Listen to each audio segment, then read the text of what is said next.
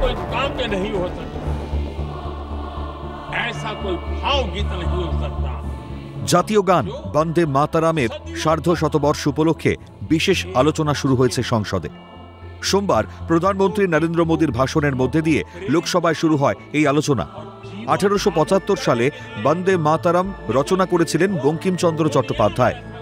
স্বাধীনতার পটভূমিতে তৈরি এই গান ছিল বঙ্গভঙ্গ বিরোধী আন্দোলনের অন্যতম হাতিয়ার। প্রধানমন্ত্রীর কথায় ব্রিটিশরা দুই বাংলাকে আলাদা করে দিলেও ঐক্যের সেতু হয়ে কাজ করেছিল বন্দে মাতারাম।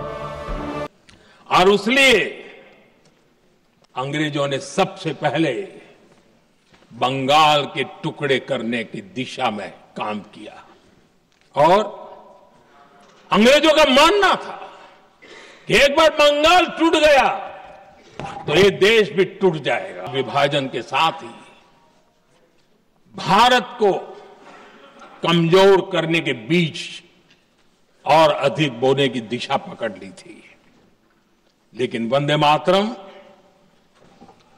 एक स्वर एक सूत्र के रूप में अंग्रेजों के लिए चुनौती बनता गया। সেই সঙ্গে প্রধানমন্ত্রী স্মরণ করিয়ে দেন বন্দে মাতারামের স্তবক মুছে যাবার ঘটনা। এই ইস্যুতে কংগ্রেসকে একহাত নেন তিনি। তার অভিযোগ, ক্ষমতা পাওয়ার লোভে মুসলিম লীগের কাছে মাথা নত করেছিলেন জওহরলাল নেहरू। वंदे मातरम के प्रति खुद की भी और कांग्रेस पार्टी की भी निष्ठा को प्रकट करते हैं, लेकिन उन्होंने वंदे मातरम की ही पड़ताल शुरू कर दी। विरोध के 5 दिन बाद ही 20 अक्टूबर को नेहरू जी ने नेताजी सुभाष बाबू को चिट्ठी लिखी। घृणा की भावना से नेहरू जी अपनी सहमति जताते हुए कि वंदे मातरम की आनंद मठ वाली पृष्ठभूमि मानों को इरिटेट कर सकती है। जी कहते हैं, मैंने वंदे मातरम गीत का बैकग्राउंड पढ़ा है। नेहरू जी फिर लिखते हैं, मुस्लिम भड़केंगे। প্রসঙ্গত বন্দে মাতারামের দুই স্তবক বাদ দেওয়ার বিষয় নিয়েই বরাবরই সরব কেন্দ্রের শাসক দল। সম্প্রতি বন্দে মাতারামের সার্ধশতবর্ষ অনুষ্ঠানে এ নিয়ে সুর চড়িয়েছিলেন প্রধানমন্ত্রী। তিনি বলেছিলেন, দেশভাগের বীজ বপন হয়েছিল এই পর্বেই। সোমবার লোকসভায় দাঁড়িয়েই সে কথারই পুনরাবৃত্তি করলেন প্রধানমন্ত্রী। তার দাবি, বন্দে মাতারাম স্বাবলম্বী হবার পথ দেখিয়েছিল। এই গান স্বদেশী আন্দোলনের হাতিয়ার হয়ে উঠেছিল। वंदे मातरम ने भारत को स्वावलंबन का रास्ता भी दिया। उस समय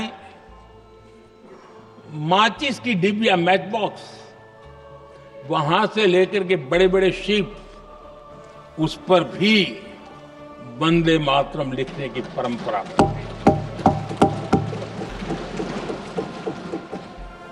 और बाहरी कंपनियों को चुनौती देने का एक माध्यम बन गया, स्वदेशी का एक मंत्र बन गया। आजादी का मंत्र स्वदेशी के मंत्र की तरफ विस्तार। এরপরেই নাম না করে কংগ্রেসের বিরুদ্ধে সুর চড়ান প্রধানমন্ত্রী। তার প্রশ্ন, যে গানকে গান্ধীজি জাতীয় সঙ্গীত হিসেবে দেখলেন সেটির সঙ্গে কেন বিশ্বাসঘাতকতা করা হলো? वंदे मातरम 1905 में महात्मा गांधी को नेशनल एंथम के रूप में दिखता था। देश के हर कोने में, हर व्यक्ति के जीवन में जो भी देश के लिए जीता वंदे मातरम इतना महान था, जिसकी भावना इतनी महान थी, तो फिर पिछली सदी में इसके साथ इतना बड़ा अन्याय, वंदे मातरम के साथ विश्वासघात क्यों हुआ? ये अन्याय क्यों हुआ? वो कौन सी ताकत थी जिसकी इच्छा खुद पूज्य बापू की भावनाओं पर भी भारी पड़ गई। অর্থাৎ এই গানের যে জাতীয় সঙ্গীত হওয়ার পূর্ণ রসদ ছিল, সে কথাই বারে বারে উঠে এসেছে প্রধানমন্ত্রীর বক্তব্যে। ক্যালকাটা নিউজ।